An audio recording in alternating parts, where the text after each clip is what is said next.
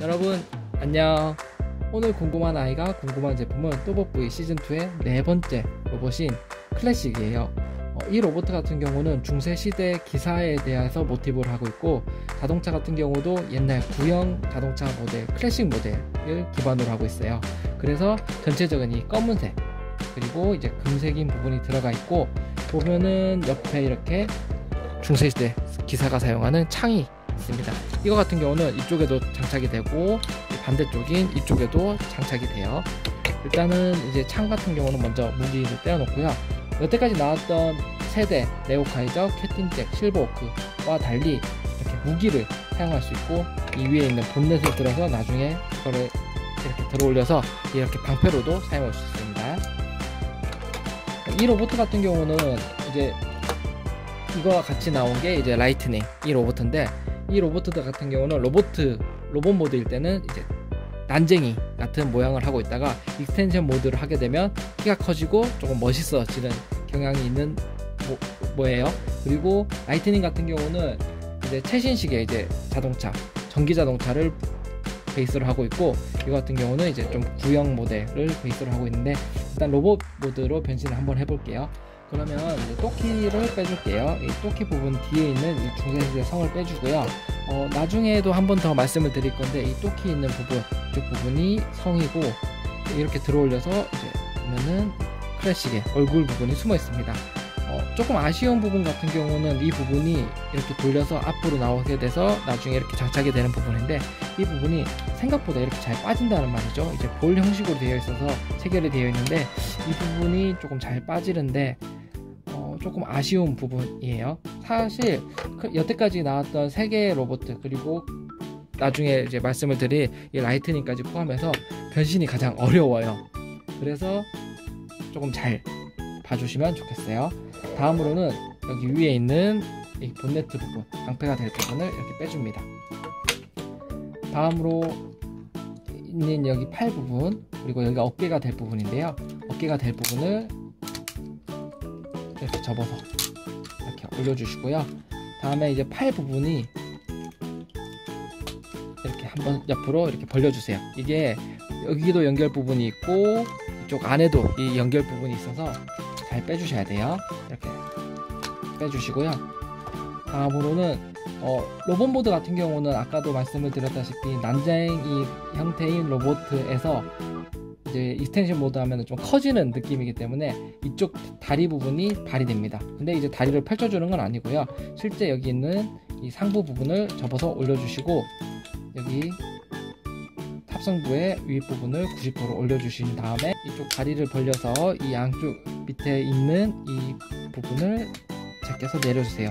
이 부분을 내리지 않으면 이렇게 잘 서 있지가 않아서 좀 자립이 좀 어렵더라고요. 다음에 이렇게 올려주시고, 이 팔 부분을 일단은 변신식 원활하게 하기 위해서 올려줄게요. 이 팔 부분을 올린 다음에 돌리고 내려줍니다. 어렵죠? 이쪽 부분을 다시 이렇게 90도로 돌린 다음에 내려줍니다. 그런 다음에 이쪽 어깨 부분이 될 부분을 뒤로 제껴서 이렇게 놔둬주시고, 여기 뒤에 보면 머리가 숨어 있어요. 이 머리 부분을 당겨서 올려주세요. 클래식 같은 경우에는 이제 로봇 모드 같은 경우는 비틀 모드에서 로봇 모드를 변신했을 때는 좀 난쟁이 자동차 같은 모습이에요. 그리고 창 같은 경우도 여기 이렇게 끼워주고요. 방패 같은 경우도 이 부분을 들어 올려서 이쪽에 끼워줍니다. 이렇게 되면 로봇 모드에 대해서 변신이 완료됐는데, 이거는 개인적으로 궁금한 아이가 생각을 했을 때 로봇 모드는 뭔가 조금 이상한 느낌이 있어요. 신체적인 밸런스가 안 맞는다고 제가 개인적으로 생각을 해서 그런 것 같아요. 밑에 바리 부분이 좀 빈약하고, 팔 부분도 짜리몽땅하고, 여기 있는 머리 부분이 뒤에서 이렇게 들어 올려서 되는 부분이기 때문에 있는데 입체감도 상당히 부족하죠.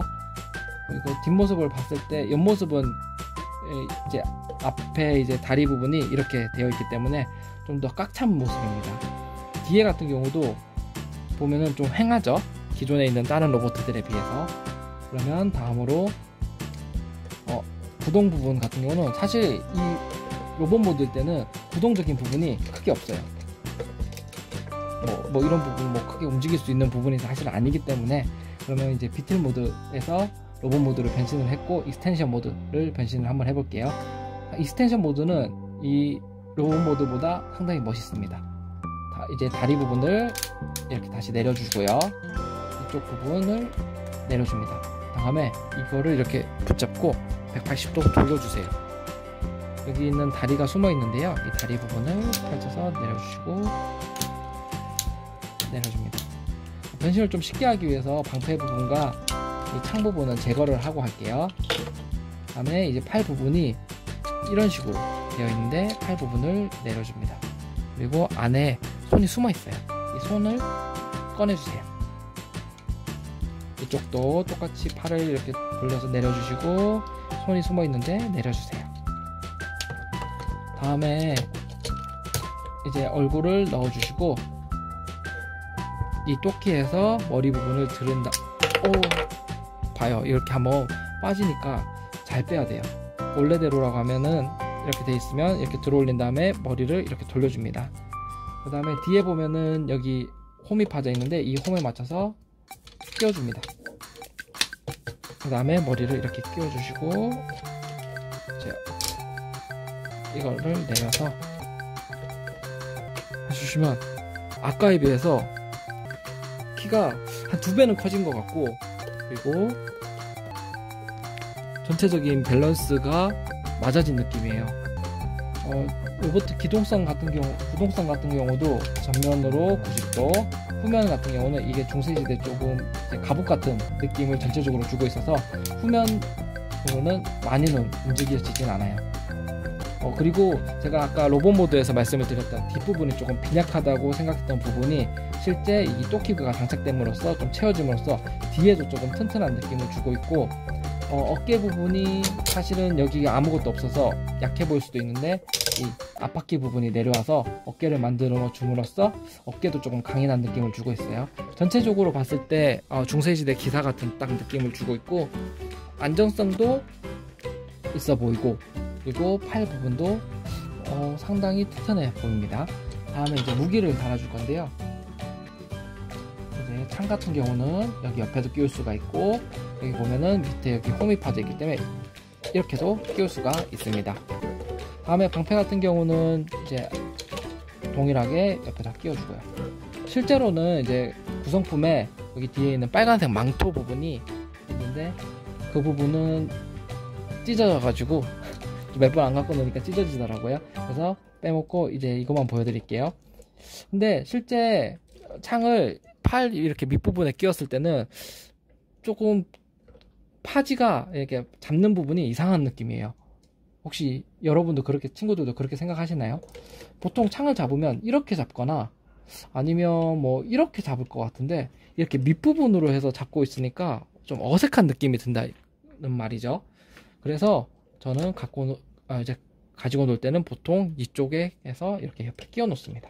변신이 다른 게 이제 난이도가 1부터 5까지라고 했을 때 클래식은 여태까지 나온 로봇들에 비해서 난이도 5, 정말 어려운 수준에 속하는 것 같아요.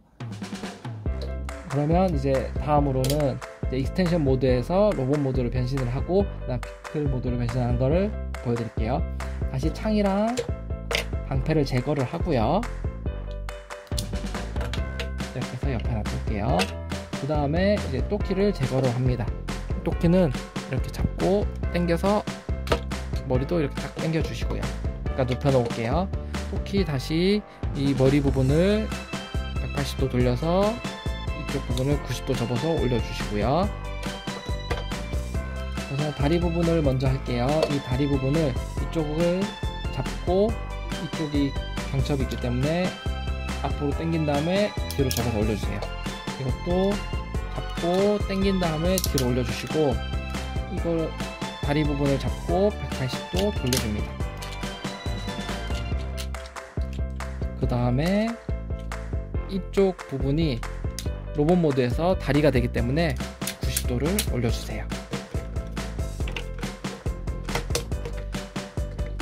다음에 전 좀 팔 부분을 쉽게 하기 위해서 항상 이쪽을 가장 위로 이렇게 올려놓고 하는 편이에요. 이제 팔 부분 이쪽을 다시 이 안쪽 사이 공간에 넣어주시고요. 여기 넣어주시고 접어서 올려줍니다. 팔이 상당히 안증맞죠? 그 다음에 이쪽을 다시 벌려서 뒤로 제껴서 주시고 얼굴을 들어 올려주시면 이렇게 하면 로봇 모드 완성.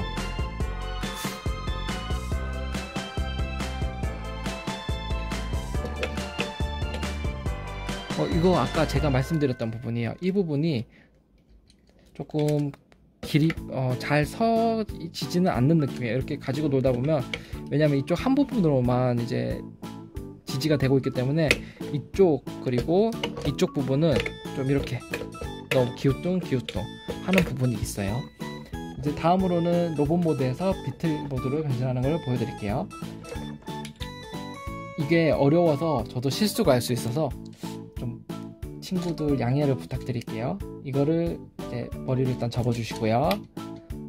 여기 위에 부분을 잡고 올려줍니다.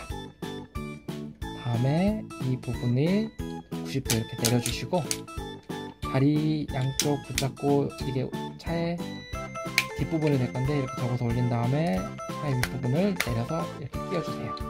그 다음에 이 T 마크가 이렇게 돼 있는 상태에서 이 빨간색 앞부분을 일단은 제가 모아서 주시고, 이쪽 팔 부분이 앞바퀴 위에 있는 부분이 될 거기 때문에 이쪽 부분을 일단은 이렇게 편 다음에 밑으로 내리고 올려줍니다.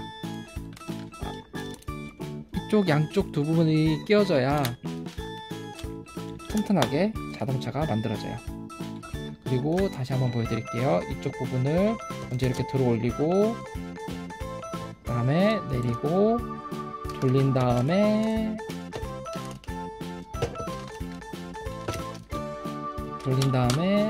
이렇게 끼워줍니다. 다음에 이 앞바퀴 부분은 이렇게 일자로 만들어 주시고